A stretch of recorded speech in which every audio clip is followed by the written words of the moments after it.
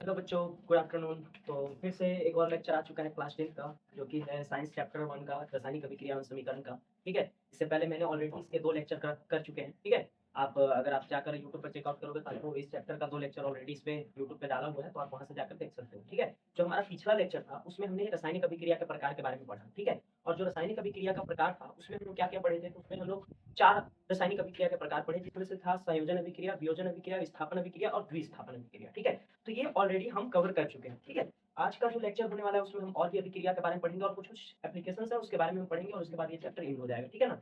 हाँ, और उसके बाद क्वेश्चन आंसर भी करेंगे। ठीक है, उसके लिए एक अलग सीरीज होगा, उसके लिए टेंशन नहीं लेना है। बट हाँ, अभी हम लोग पहले पढ़ रहे हैं चैप्टर वाइज। ठीक है, तो जो हमारा नेक्स्ट जो अभिक्रिया है, अभिक्रिया के प्रकार में पिछला जो हम पढ़े थे वो क्या पढ़े थे? द्विस्थापन अभिक्रिया। क्या पढ़े थे? द्विविस्थापन अभिक्रिया। ठीक है ना? द्विविस्थापन अभिक्रिया यहाँ पे एंड हुआ था पिछला लेक्चर।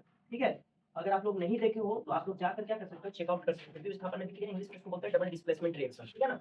जिसमें हम लोग ने देखा था एक अभिक्रिया का हम देख रहे हैं सूत्र के रूप में। ठीक है, जिसमें हम लोग देखे थे कि Na2SO4 था और क्या था, प्लस BaCl2 था। और जब ये अभिक्रिया किया तो क्या बनाया, तो NaCl और प्लस BaSO4 का क्या बना था, अवक्षेप बना था। क्या बना था? अवक्षेप बना था। तो हमने ये रिएक्शन देखा था, इसको बैलेंस करके 2 लगा था। ठीक है ना? तो हमने ये रिएक्शन देखा था द्विस्थापन अभिक्रिया, जिसमें क्या हो रहा था, तो दो विलयनों के आयनों का क्या हो रहा था, आदान प्रदान हो रहा था। इस टाइप का अभिक्रिया था द्विस्थापन अभिक्रिया। ठीक है, जिसमें क्या होता है, अवक्षेप का निर्माण होता है। क्या होता है? अवक्षेप का निर्माण होता है। एक और क्वेश्चन आता है अवक्षेपण अभिक्रिया। अवक्षेपण अभिक्रिया किसको कहते हैं? तो वैसी रासायनिक अभिक्रिया जिसमें अवक्षेप का निर्माण हो तो उसको हम क्या कहेंगे? अवक्षेपण अभिक्रिया कहेंगे। क्या कहेंगे? अवक्षेपण अभिक्रिया कहेंगे। ठीक है ना? तो ये अभिक्रिया आप देख लो, इसमें अवक्षेप बन रहा है। ठीक है, तो ये अवक्षेपण अभिक्रिया भी कहलाएगा। ठीक है ना? तो आप एक बात याद रखना कि द्विस्थापन अभिक्रिया के दौरान अवक्षेप का निर्माण होता है। क्या होता है? अवक्षेप का निर्माण होता है। ऐसा जरूरी नहीं है कि हर हर द्विस्थापन अभिक्रिया में अवक्षेप का निर्माण ही हो। ठीक है, ऐसा जरूरी नहीं है। लेकिन हाँ, द्विस्थापन अभिक्रिया में क्या होता है? अवक्षेप का निर्माण होता है। अवक्षेप क्या होता है? एक ऐसा सॉलिड चीज होता है जो अभिक्रिया के दौरान क्या होता है, नीचे जाकर बैठ जाता है। ठीक है, एक सॉलिड चीज होता है जो अभिक्रिया के दौरान क्या होता है, विलयन में नीचे जाकर बैठ जाता है, वही क्या कहलाता है? अवक्षेप कहलाता है। क्या कहलाता है? अवक्षेप कहलाता है। और यहाँ पे कौन है? BaSO4 वो अवक्षेप है जो नीचे आकर क्या हो जाता है, बैठ जाता है। ठीक है, तो ये तो द्विस्थापन अभिक्रिया था, ये हमने पिछले लेक्चर में ही किया था। ठीक है, आज जो हम लोग को करना है, ठीक है, वो क्या है, तो आज हम लोग को पढ़ना है ऊष्माक्षेपी ऊष्माशोषी अभिक्रिया। ठीक है, और भी बहुत सारे अभिक्रिया है, जैसे कि हम लोग को अभी इसमें और अभिक्रिया करना है, जैसे कि ऑक्सीडेशन। ऑक्सीडेशन को हम क्या कहते हैं? उपचयन, अपचयन। इस टाइप के अभी बहुत सारे अभिक्रिया हमारे बचे हुए हैं, तो उनको हम करेंगे। ठीक है, तो सबसे पहले हम देखते हैं ऊष्माक्षेपी एंड ऊष्माशोषी अभिक्रिया। ठीक है ना? तो ऊष्माक्षेपी किसको कहते हैं, ऊष्माशोषी किसको कहते हैं? तो सबसे पहले जो अभिक्रिया का नाम है वो क्या है? ऊष्माक्षेपी। क्या है? ऊष्माक्षेपी। ऊष्माक्षेपी अभिक्रिया। ऊष्माक्षेपी क्या है? तो इसको क्या कहा जाता है? तो एक्सोथर्मिक एक्सोथर्मिक रिएक्शन भी कहा जाता है। इंग्लिश में अगर बात करें तो एक्सोथर्मिक, हिंदी में ऊष्माक्षेपी कहते हैं। ठीक है, तो वैसी रासायनिक अभिक्रिया जिसमें उत्पाद के निर्माण के साथ साथ ऊर्जा का भी निर्माण होता हो। क्या लगता हो? ऊर्जा का निर्माण होता हो, तो हम उसको क्या कहेंगे? ऊष्माक्षेपी अभिक्रिया कहेंगे। तो लिखेंगे इसका डिफिनेशन कि वैसी रासायनिक अभिक्रिया। ठीक है, वैसी रासायनिक अभिक्रिया, वैसी रासायनिक अभिक्रिया जिसमें जिसमें उत्पाद के उत्पाद के निर्माण के साथ साथ निर्माण के साथ साथ ऊर्जा ऊर्जा का भी निर्माण हो, यानी ऊर्जा भी बने। क्या बने? ऊर्जा भी बने, निर्माण हो, उसे उसे ऊष्माक्षेपी अभिक्रिया कहते हैं। क्या कहते हैं? ऊष्माक्षेपी अभिक्रिया कहते हैं। ठीक है, क्या कहते हैं? अभिक्रिया कहते हैं। तो आप जानते हो कि अगर कोई अभिक्रिया होता है तो उसमें अभिकारक होता है, उत्पाद होता है, तो उत्पाद तो बनेगा ही। अगर अभिक्रिया हुआ है तो वहां तो एक उत्पाद बनेगा, प्रोडक्ट बनेगा, लेकिन उसके साथ साथ अगर ऊर्जा भी बन रहा है, क्या बन रहा है? ऊर्जा भी बन रहा है, तो उस तरह की अभिक्रिया को हम क्या कहेंगे? ऊष्माक्षेपी अभिक्रिया कहेंगे। जैसे इसका एग्जांपल है क्या, तो CaO में क्या डालो? H2O डालोगे तो क्या बनेगा? ये CaOH का होल टू क्या बनेगा? CaOH का होल टू, इसके साथ क्या बनेगा? ऊर्जा बनेगा। क्या बनेगा? ऊर्जा बनेगा। तो आप यहाँ पे देख रहे हो कि ये जो अभिक्रिया है, यहाँ पे देख रहे हो कि CaO में जब H2O को क्या किया गया, अभिक्रिया करवाया गया, तो यहाँ पे क्या बना? कैल्शियम हाइड्रोक्साइड बना। क्या बना? कैल्शियम हाइड्रोक्साइड, और साथ साथ क्या बन रहा है? ऊर्जा बन रहा है। तो देख रहे हो उत्पाद के निर्माण के साथ साथ क्या बन रहा है? ऊर्जा भी बन रहा है। तो ऐसी रासायनिक अभिक्रिया को हम क्या कहेंगे? ऊष्माक्षेपी अभिक्रिया कहेंगे, जिसमें ऊर्जा बनता है या फिर ऊर्जा का फॉर्मेशन होता है, तो वैसी रासायनिक अभिक्रिया क्या कहलाती है? तो ऊष्माक्षेपी अभिक्रिया कहलाती है। जैसे श्वसन, श्वसन जो हम लोग सांस लेते हैं, तो सांस लेने के समय क्या होता है, जो हम ऑक्सीजन को अंदर ले जाते हैं, तो अंदर जाकर हमारी कोशिका के अंदर क्या होता है, तो रिएक्शन होता है। क्या होता है? रिएक्शन होता है। आपका माइटोकॉन्ड्रिया के अंदर एक रिएक्शन होता है, और उस रिएक्शन के दौरान क्या होता है? ऊर्जा का फॉर्मेशन होता है। क्या होता है? ऊर्जा का फॉर्मेशन होता है। तो आपको बता दें, श्वसन श्वसन भी एक कैसा है, उष्माक्षेपी अभिक्रिया है, क्योंकि उसके श्वसन के दौरान भी क्या होता है, तो हमारा ऊर्जा का फॉर्मेशन होता है। तो जब हम सांस लेते हैं तो ऑक्सीजन अंदर जाता है और ऑक्सीजन अंदर जाकर माइटोकॉन्ड्रिया के अंदर क्या होता है, उसका रिएक्शन होता है। क्या होता है, रिएक्शन होता है, जो भोजन हम खाते हैं वो भोजन जाता है अंदर पेट के अंदर, वो पाइरुवेट के रूप में टूट जाता है, उसके बाद उसका ही क्या होता है, रिएक्शन होता है किसके साथ, ऑक्सीजन के साथ। ये तो आप बायोलॉजी में पढ़ोगे, ठीक है, क्या पढ़ोगे, बायोलॉजी में पढ़ोगे, तो वहां पे क्या होता है, वहां पे भी रिएक्शन होता है, साथ साथ क्या बनता है, ऊर्जा बनता है। इसीलिए श्वसन को उष्माक्षेपी अभिक्रिया भी कहते हैं, क्योंकि वहां पे भी क्या हो रहा है, तो प्रोडक्ट बनने के साथ साथ, क्योंकि हम एटीपी के रूप में एनर्जी बनाता है और उसके साथ साथ क्या बनता है, ऊर्जा भी निर्माण होता है, एटीपी के रूप में ऊर्जा का निर्माण होता है, ठीक है। तो प्रोडक्ट बनता है, साथ साथ क्या बनता है, ऊर्जा भी बनता है। दैट्स व्हाई जो आपका श्वसन है उसको हम क्या कहते हैं, उष्माक्षेपी अभिक्रिया भी कहते हैं। तो ये था उष्माक्षेपी का अभिक्रिया का क्या डिफिनेशन। उसके बाद है आपका क्या, उष्माशोषी। क्या है, उष्माशोषी। उष्माशोषी अभिक्रिया, इसको एंडोथर्मिक भी कहते हैं। क्या कहते हैं, एंडोथर्मिक, एक्सोथर्मिक, निकल रहा है, एक्सो मतलब बाहर निकलना, ठीक है, एंडो मतलब अंदर लेना, यानी वैसा रासायनिक अभिक्रिया जिसमें ऊर्जा का जरूरत होता है, यानी अभिक्रिया करने के लिए किसका जरूरत पड़ता है, ऊर्जा का जरूरत पड़ता है। इसमें क्या हो रहा है, ऊर्जा निकल रहा है, ऊर्जा का जरूरत नहीं पड़ रहा है, ऊर्जा इसमें क्या हो रहा है, बाहर निकल रहा है। एंडोथर्मिक में क्या होगा, जो उष्माशोषी होगा उसमें ऊर्जा देना पड़ेगा, यानी अभिक्रिया कराने के लिए आपको क्या करना होगा, ऊर्जा का जरूरत होगा, ऊर्जा देना पड़ेगा। तो वैसी रासायनिक अभिक्रिया को हम क्या कहेंगे, तो उष्माशोषी अभिक्रिया कहेंगे। क्या कहेंगे, उष्माशोषी अभिक्रिया। तो लिखेंगे कि वैसी रासायनिक अभिक्रिया, ठीक है, वैसी रासायनिक अभिक्रिया, वैसी रासायनिक अभिक्रिया जिसमें जिसमें अभिक्रिया के लिए, जिसमें अभिक्रिया के लिए ऊर्जा की आवश्यकता हो, ऊर्जा की आवश्यकता हो, उसे उसे उष्माशोषी, उसे उष्माशोषी अभिक्रिया कहते हैं। क्या कहते हैं, उष्माशोषी अभिक्रिया कहते हैं। तो वैसी रासायनिक अभिक्रिया जिसमें अभिक्रिया के लिए ही ऊर्जा की आवश्यकता है। इसमें क्या है कि अभिक्रिया होने के साथ साथ ऊर्जा बन रहा है, उसमें ऊर्जा बन रहा है, इसमें ऊर्जा की ही जरूरत है, यानी अभिक्रिया अगर करवाना है तो उसके लिए हमको क्या लगेगा, ऊर्जा उल्टा लगेगा, ठीक है। तो वैसी रासायनिक अभिक्रिया को हम क्या कहेंगे, उष्माशोषी अभिक्रिया कहेंगे। अगर एग्जांपल के रूप में लिखें तो CaCO3, देखो ये वियोजन में भी आप पढ़े होंगे, ठीक है। COCH3 में हम क्या करेंगे, तो उष्मा देंगे, क्या देंगे, उष्मा देंगे, यानी ऊर्जा देंगे, ठीक है। एक ऊर्जा दी है CaCO3 को, तो यहाँ से क्या बन गया, CaO प्लस CO2 ये बना। तो आप देख रहे हो कि कैल्शियम कार्बोनेट था, उसको उष्मा दिए, ऊर्जा दिए, तब जाकर ये अभिक्रिया हुआ, तब जाकर ये अभिक्रिया हुआ। तो ऐसी रासायनिक अभिक्रिया क्या कहलाएगी, उष्माशोषी अभिक्रिया कहलाएगी, जिसमें ऊर्जा देने की आवश्यकता पड़ती है। और उष्माक्षेपी में क्या है, तो ऊर्जा बन जाता है, यानी अभिक्रिया करेंगे तो उसके साथ क्या बन रहा है, ऊर्जा बन रहा है। तो यहाँ पे ऊर्जा अलग से बन रहा है उत्पाद के साथ, तो यहाँ पे आपको ऊर्जा देना पड़ रहा है। तो ऐसी रासायनिक अभिक्रिया को हम क्या कहेंगे, उष्माशोषी अभिक्रिया कहेंगे। तो ये आपका हो गया क्या, तो उष्माक्षेपी एंड उष्माशोषी, ठीक है। आपने वियोजन अभिक्रिया अगर पढ़ा तो वियोजन अभिक्रिया के 3 प्रकार थे, जिसमें हम लोग पढ़े थे क्या, विद्युतीय वियोजन, उष्मीय वियोजन और प्रकाशीय वियोजन, ठीक है, जो कि हमने पिछले लेक्चर में बताया आपको। तो वैसी रासायनिक अभिक्रिया जिसमें ऊर्जा देना पड़ता है, उष्मा देना पड़ता है, तो उसको उष्मीय वियोजन कहते हैं। तो देखो यहाँ पे उष्मा देना, उष्मा भी क्या है, ऊर्जा का ही प्रकार है। तो यहाँ पे क्या दे रहे हैं, ऊर्जा दे रहे हैं इसको, तब जाकर ये अभिक्रिया हो रहा है। तो ये आपका क्या है, उष्माशोषी भी है, और अगर देखो तो उष्मीय वियोजन भी है, ठीक है। यहाँ पे वियोजन हो रहा है, एक टूटकर दो बन रहा है। तो वियोजन में क्या होता है, एक टूटकर दो बन रहा है, एक अभिकारक टूटकर दो बन रहा है। यहाँ पे वियोजन भी हो रहा है, ये उष्मीय वियोजन भी है और कहो तो उष्माशोषी भी, ठीक है। तो आपको ऐसा दिख रहा होगा। तो बहुत सारे ऐसे अभिक्रिया हैं जो दो हो सकते हैं, जैसे कुछ ऐसे भी अभिक्रिया है जो संयोजन है, क्या है, संयोजन के साथ साथ वो क्या है, और दूसरे अभिक्रिया भी है, ठीक है। तो ऐसा आपको ध्यान रखना होगा, ऐसा जरूरी नहीं है कि एक ही प्रकार का अभिक्रिया हो। यहाँ पे आप देख रहे हो, तो यहाँ पे दो मिलकर एक बना है, दो मिलकर क्या बना है, एक बना। तो यहाँ पे देख लो कि संयोजन भी है और साथ साथ ये क्या है, उष्माक्षेपी भी है। तो आप देख लो कि एक ही अभिक्रिया है, लेकिन इसको हम दो तरह से देख सकते हैं। यहाँ पे ऊर्जा भी पता क्या है, उष्माक्षेपी भी है, साथ में देख लो कि दो मिलकर क्या बना है, एक बना। तो संयोजन तो यही होता है कि दो मिलकर क्या बनते हैं, एक बनते हैं, ठीक है। तो बस वही चीज है कि एक अभिक्रिया दो प्रकार के भी हो सकते हैं, एक ही अभिक्रिया को हम दो प्रकार के भी हो सकते हैं, जैसे दो हो सकता है, ठीक है। जैसे यहाँ पे देख लो कि ये उष्माक्षेपी भी है और साथ साथ क्या है, संयोजन है। यहाँ पे देखो ये उष्मीय वियोजन भी है और ये क्या है, उष्माशोषी भी है। आपको ये दिख रहा है, ठीक है। तो आपको ये समझ में आ गया होगा। आगे की अगर हम बात करें तो उष्माक्षेपी उष्माशोषी हो गया। अगला जो अभिक्रिया है इसको आप रोक कर क्या कर सकते हो, लिख सकते हो, ठीक है। उसके बाद हम नेक्स्ट में बढ़ते हैं, ठीक है। नेक्स्ट जो है हमारा, ठीक है, नेक्स्ट जो अभिक्रिया का प्रकार है वो क्या है, उपचयन एंड अपचयन। क्या है, उपचयन एंड अपचयन, उपचयन, ठीक है, उपचयन, और एक है अपचयन। क्या है, अपचयन, ठीक है। तो पहले उपचयन को समझते हो। उपचयन को इंग्लिश में ऑक्सीडेशन भी कहा जाता है। क्या कहा जाता है, ऑक्सीडेशन अभिक्रिया भी कहा, ऑक्सीडेशन रिएक्शन भी कहा जाता है। उपचयन मतलब क्या होता है, ऑक्सीडेशन। अगर इसका डिफिनेशन बोले तो वैसी रासायनिक अभिक्रिया जिसमें ऑक्सीजन का योग तथा हाइड्रोजन का क्या हो, ह्रास हो, तो वैसी रासायनिक अभिक्रिया को हम क्या कहते हैं, उपचयन अभिक्रिया कहते हैं। क्या कहते हैं, उपचयन अभिक्रिया। तो लिखते हैं वैसी रासायनिक अभिक्रिया, वैसी रासायनिक अभिक्रिया जिसमें जिसमें ऑक्सीजन, जिसमें ऑक्सीजन का योग या हाइड्रोजन हाइड्रोजन का ह्रास हो, हाइड्रोजन का ह्रास हो, उसे उसे चयन चयन अभिक्रिया कहते हैं। क्या कहते हैं, चयन अभिक्रिया कहते हैं।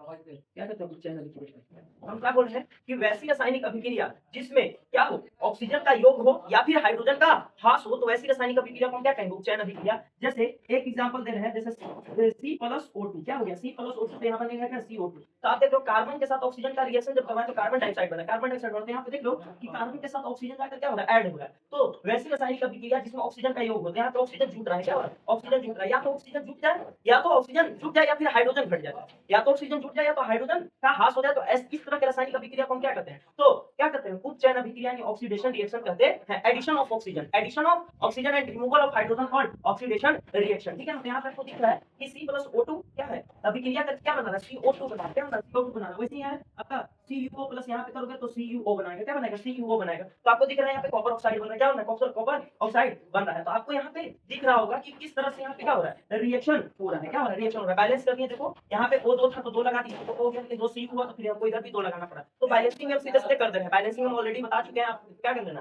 तो लेक्चर 1 देख लेना, वहां पे बैलेंसिंग बताया हुआ है। ठीक है? तो इस तरह से करके आप कर सकते हो उपचयन अभिक्रिया। उपचयन अभिक्रिया क्या था? जिसमें ऑक्सीजन का क्या हो रहा था? योग हो रहा था, हाइड्रोजन का ह्रास हो रहा था। तो ऑक्सीजन का योग या फिर हाइड्रोजन का ह्रास होगा तो उसको हम क्या कहेंगे? उपचयन अभिक्रिया कहेंगे। क्या कहेंगे? उपचयन अभिक्रिया कहेंगे। इसके बाद आएगा अपचयन अभिक्रिया। क्या आएगा? अपचयन अभिक्रिया। देखो उपचयन का उल्टा ही अपचयन है। इसमें क्या होगा? तो वैसी रासायनिक अभिक्रिया जिसमें हाइड्रोजन का योग हो और या क्या हो? ऑक्सीजन का ह्रास हो, यानी हाइड्रोजन जुट जाएगा और ऑक्सीजन क्या हो जाएगा? घटेगा। ऑक्सीजन क्या होगा? घटेगा। तो वैसी रासायनिक अभिक्रिया को क्या कहेंगे? अपचयन कहेंगे। तो लिखेंगे वैसी रासायनिक अभिक्रिया। क्या लिखेंगे? वैसी रासायनिक अभिक्रिया, वैसी रासायनिक अभिक्रिया जिसमें क्या होगा? जिसमें हाइड्रोजन का, जिसमें हाइड्रोजन हाइड्रोजन का योग या ऑक्सीजन ऑक्सीजन का ऑक्सीजन का ह्रास हो, उसे उसे अपचयन उसे अपचयन अभिक्रिया कहते हैं। उसे अपचयन अभिक्रिया कहते हैं। तो वैसी रासायनिक अभिक्रिया जिसमें हाइड्रोजन का योग होगा, क्या होगा? हाइड्रोजन का योग होगा, ऑक्सीजन का क्या होगा? ह्रास होगा। तो इसमें देखना था कि ऑक्सीजन का योग हो रहा था, हाइड्रोजन का ह्रास, इसमें उल्टा हो गया। ठीक है? क्या हाइड्रोजन का क्या होगा?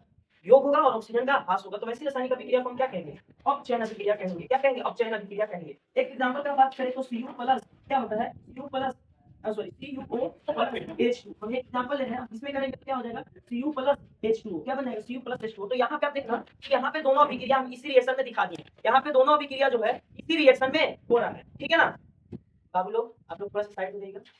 ठीक है? देखिए तो यहाँ पे दोनों अभिक्रिया इसी रिएक्शन में दिखाया होगा। अगर आप ध्यान से देखिएगा तो यहाँ पे ऑक्सीजन है, ये ऑक्सीजन जाकर देखो इधर क्या हो रहा है? तो ऑक्सीजन का ह्रास हो रहा है। यहाँ CuO था, यहाँ जाकर क्या बन गया? Cu बन गया। क्या बन गया? Cu बन गया। यानी कि यहाँ पे क्या हुआ? ऑक्सीजन का ह्रास हुआ। तो जब ऑक्सीजन का ह्रास हो रहा है तो यहाँ पे क्या हो रहा है? अपचयन हो रहा है। क्या हो रहा है? अपचयन हो रहा है। तो यहाँ पे देखोगे क्या हो रहा है? अपचयन हो रहा है। क्या हो रहा है? अपचयन हो रहा है, क्योंकि ऑक्सीजन का ह्रास हो रहा है। हम क्या बोलते हैं? ऑक्सीजन का ह्रास होगा तो अपचयन होगा। तो ऑक्सीजन का ह्रास हो रहा है तो यहाँ पे क्या हुआ है? अपचयन। क्या हुआ है? अपचयन हुआ है। और वहीं अगर इधर देखोगे तो H2 था, यहाँ आकर ऑक्सीजन क्या हो गया? ऐड हो गया। क्या ऑक्सीजन आकर ऐड हो गया तो यहाँ पे क्या हुआ? उपचयन। क्या हुआ? उपचयन हुआ। क्या हुआ? उपचयन हुआ। तो आप देख लो कि एक ही रिएक्शन में हम दोनों देख रहे हैं कि अपचयन भी हो रहा है, उपचयन भी हो रहा है। तो अगर ऐसा कोई रिएक्शन हो तो उसको रेडॉक्स रिएक्शन कहा जाता है। क्या कहा जाता है? Redox reaction. यानी वैसा रिएक्शन जिसमें उपचयन अपचयन दोनों हुआ, तो उस तरह के रिएक्शन को हम क्या कहते हैं? रेडॉक्स रिएक्शन कहते हैं। तो अब ये एग्जांपल हम इसलिए लिए थे कि इसमें दोनों हम दिखा सके। तो दोनों आप देखोगे कि यहाँ पे अपचयन हो रहा है। देखो यहाँ पे ऑक्सीजन घट रहा है और यहाँ पे ऑक्सीजन ऐड हो रहा है। तो ऑक्सीजन का घटना और ऑक्सीजन का जुटना दोनों अगर एक ही अभिक्रिया में हो तो उस तरह की अभिक्रिया को क्या कहेंगे? रेडॉक्स अभिक्रिया।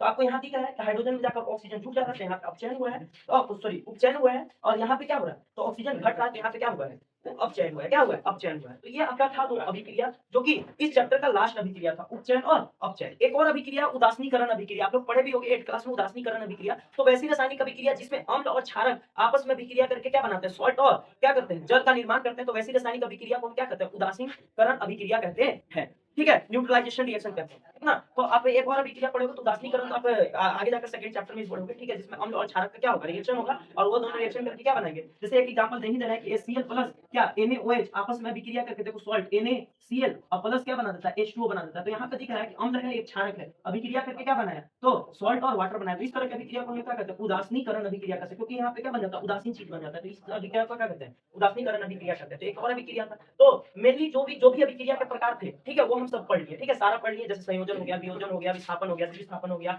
ऊष्माक्षेपी, ऊष्माशोषी और क्षेपण, उपचयन, अपचयन, रेडॉक्स, ये सारे हम अभिक्रिया क्या करेंगे इस चैप्टर में कंप्लीट करेंगे, ठीक है ना। यही था आपका अभिक्रिया, आप चाहो तो इसको लिख सकते हो, ठीक है, और समझ सकते हो। इसके बाद का जो टॉपिक है, ठीक है, इसके बाद का जो टॉपिक है वो टॉपिक क्या है, तो आपको बता दें, इसे मिटा दे रहे हैं। इसके बाद का जो टॉपिक है, ठीक है, वो टॉपिक क्या है, तो वो टॉपिक है आपका क्या, तो एक है आपका संचारण, क्या है, संचारण, थोड़ा बहुत एप्लीकेशन है उसके बारे में पढ़ते हैं। संचारण किसको हम कहते हैं, क्या, कोलिजन, क्या कहते हैं, कोलिजन इंग्लिश में बात करते हैं, कोलिजन संचारण होता है, ठीक है। संचारण क्या है बाबू, तो जब भी हम कोई भी धातु की चीजों को क्या करते हैं, वायु, नमी या आर्द्रता के कांटेक्ट में लाते हैं, क्या करते हैं, संपर्क में लाते हैं, तो उस पे एक परत चढ़ जाता है, क्या पड़ जाता है, परत चढ़ जाता है, जिससे वो धातु क्या हो जाता है, कमजोर पड़ जाता है, क्या पड़ जाता है, कमजोर पड़ जाता है। इसी तरह के रिएक्शन को हम क्या करते हैं, तो संचारण करते हैं, क्या करते हैं, संचारण करते हैं। तो ये एप्लीकेशन है, इसमें क्या होता है, ऑक्सीजन ऐड हो जाता है, तो ऑक्सीजन के कांटेक्ट में आए, पानी आ जाए या आर्द्रता आ जाए या नमी आ जाए, तो ऑक्सीजन के कांटेक्ट में जब धातु आता है तो वो रिएक्शन कर लेता है, यानी धातु के साथ क्या कर लेता है, ऑक्सीजन रिएक्शन कर लेता है, उस पे एक ऑक्साइड का परत चढ़ा देता है, क्या कर देता है, ऑक्साइड का परत चढ़ा देता है, एक परत चढ़ जाता है, जिससे वो धातु धीरे धीरे क्या हो जाता है, कमजोर पड़ जाता है। यही क्या कहलाता है, संचारण कहलाता है, क्या कहलाता है, संचारण कहलाता है। तो हम अगर संचारण का डिफिनेशन लिखें तो लिखेंगे क्या, जब जब कोई धातु जब कोई धातु या जब कोई धातु या धातु से बनी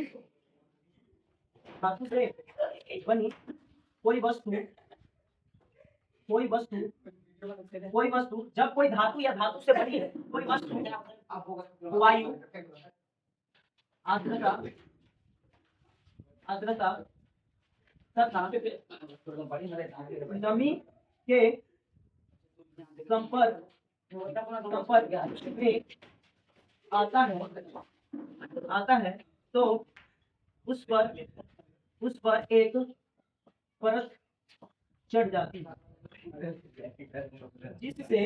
संपर्क में आता है तो उस पर एक परत चढ़ जाती है, जिससे वो धातु कमजोर पड़ जाता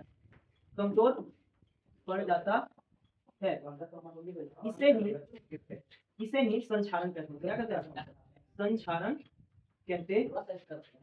तो संचारण क्या है बाबू, जब भी कोई धातु या धातु से बनी कोई वस्तु वायु, आर्द्रता तथा नमी के संपर्क में आता है तो उस पर एक परत चढ़ जाता है, ऑक्साइड का एक परत चढ़ जाता है, जिससे वो धातु क्या पड़ जाता है, कमजोर पड़ जाता है। इसे ही क्या करते हैं, संचारण करते हैं। जैसे आपने देखा होगा कि जब लोहा को आप क्या करते हो, ऐसे ही छोड़ देते हो, नमी या वायु के संपर्क में आ जाता है वो, तो क्या होता है, उस लोहे पर क्या पड़ जाता है, तो एक परत चढ़ जाता है, जिसको हम रस्ट करते हैं, जंग करते हैं, तो जंग लग जाता है, और जंग लगने से वो लोहा क्या हो जाता है, धीरे धीरे खराब पड़ जाता है, क्या पड़ जाता है, खराब पड़ जाता है। तो जब भी संचारण होता है तो संचारण से वस्तु को बचाने के लिए हमें क्या करना होता है, तो आप देखोगे कि जितने भी लोहे या किसी भी चीज से यानी धातु से बनी वस्तु है तो उसको कलर कर दिया जाता है, पेंट कर दिया जाता है, क्या कर दिया जाता है, पेंट कर दिया जाता है। फिर दूसरा उपाय है गैल्वेनाइजेशन कर देना, ठीक है, गैल्वेनाइजेशन कर देते हैं, यानी उसमें हम क्या कर देते हैं, तो ग्रीसिंग करते हैं, गैल्वेनाइजेशन करते हैं, ठीक है। बहुत सारे ऐसे प्रोसेस हैं जिसके थ्रू हम क्या करते हैं, धातु को बचाने का काम करते हैं। तो संचारण से बचाने के लिए क्या करते हैं, लोहे को पेंट करते हैं, लोहे को ग्रीसिंग करते हैं, ऑयलिंग करते हैं, ऑयलिंग मतलब तेल लगाते हैं, ठीक है, तेल ऊपर से लेप लगा देते हैं, तेल का लेप लगा देते हैं, या फिर एक होता है इलेक्ट्रोप्लेटिंग करवाना। इलेक्ट्रोप्लेटिंग करने का मतलब किसी एक धातु के ऊपर किसी और धातु जो कि क्या है, जो जल्दी रिएक्शन नहीं करता, उस तरह के धातु का क्या करते हैं, उस पे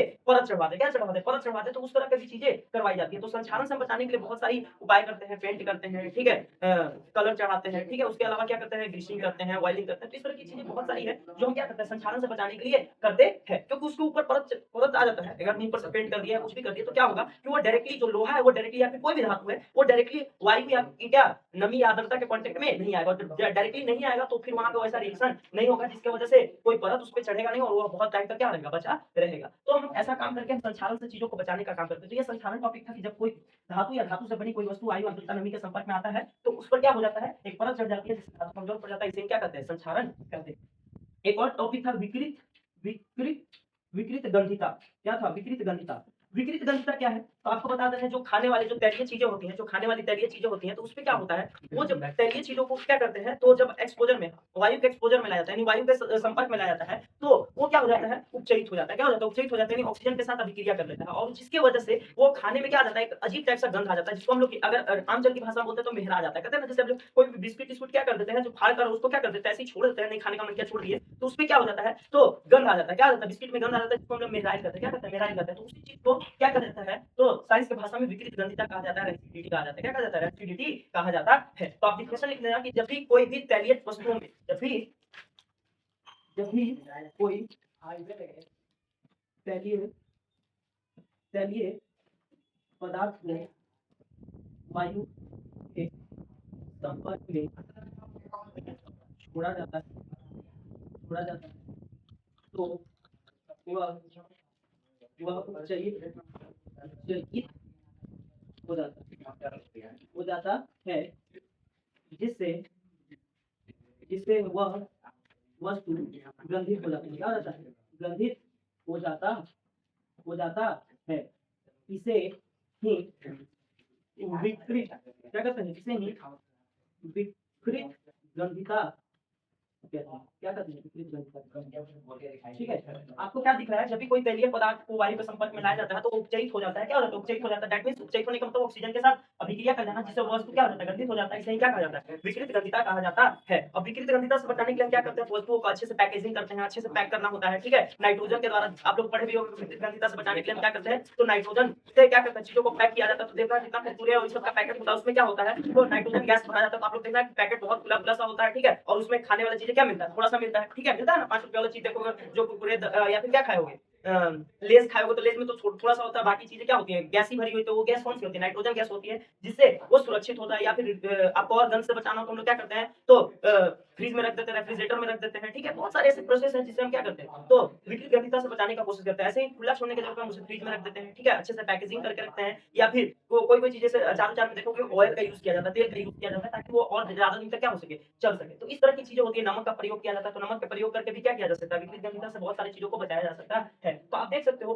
कि यही आपका पूरा टॉपिक था इस चैप्टर में, जिसमें हम लोग क्या पढ़े। तो देखो ये सब क्या है? तो रासायनिक अभिक्रिया की एप्लीकेशन है। इसमें भी अभिक्रिया हो रहा है, संचालन हो रहा है, यहाँ पे भी अभिक्रिया हो रहा है। विकृत ग्रंथिता हो रहा है तो वहाँ पे भी अभिक्रिया हो रहा है। कोई ऑक्सीजन के साथ अभिक्रिया कर ले रहा है, पानी में मिला ऑक्सीजन के साथ अभिक्रिया कर रहा है। तो ये जनरली किसका अभिक्रिया है? उपचयन अभिक्रिया। क्या उपचयन अभिक्रिया का एप्लीकेशन? यहाँ पे भी देख रहे हो कि ऑक्सीजन के साथ अभिक्रिया करके ये क्या कर ले रहा है? एक परत चढ़ा रहा है। यहाँ पे भी ऑक्सीजन का अभिक्रिया हो जा रहा है। तो आप देख रहे हो ये उपचयन अभिक्रिया का ही एप्लीकेशन है, संचालन और विकृत ग्रंथिता। तो ये था आपका पूरा क्या चैप्टर, जिसमें हम लोग क्या पढ़े? रासायनिक अभिक्रिया पढ़े। ठीक है, रासायनिक अभिक्रिया को कैसे लिखा जाता है, रासायनिक अभिक्रिया कितने प्रकार से लिखे जा सकते हैं, या फिर रासायनिक समीकरण क्या होता है, रासायनिक समीकरण कितने प्रकार के होते हैं, रासायनिक समीकरण को संतुलित क्यों किया जाता है। ठीक है, फिर रासायनिक अभिक्रिया के ढेर सारे हमने प्रकार पढ़े और उसके बाद लास्ट में हम संचालन और विकृत ग्रंथिता पढ़े। तो ये पूरा हमारा चैप्टर था रासायनिक अभिक्रिया एवं समीकरण। ठीक है ना, तो यह यही पे एंड होता है। ठीक है, और आगे इसमें हम बहुत सारा क्वेश्चंस भी है। ठीक है, तो क्वेश्चन के लिए हम एक अलग सीरीज निकालेंगे, लेकिन ये पूरा चैप्टर का सीरीज था जो कि यूट्यूब पे 2 लेक्चर इसके ऑलरेडी अवेलेबल है और ये 3rd लेक्चर है। ठीक है, इसके बाद हम क्वेश्चंस का लेक्चर लाएंगे। ठीक है, उसका लेक्चर लाएंगे। अगर आपको चाहिए होगा जल्दी में तो आप बोलिएगा, हम उसका क्या कर देंगे? लेक्चर बना देंगे। ठीक है, बस इस वीडियो के लिए इतना ही। ठीक है, धन्यवाद, थैंक यू। फिर मिलते हैं। ओके, तो बाय बाय, थैंक यू।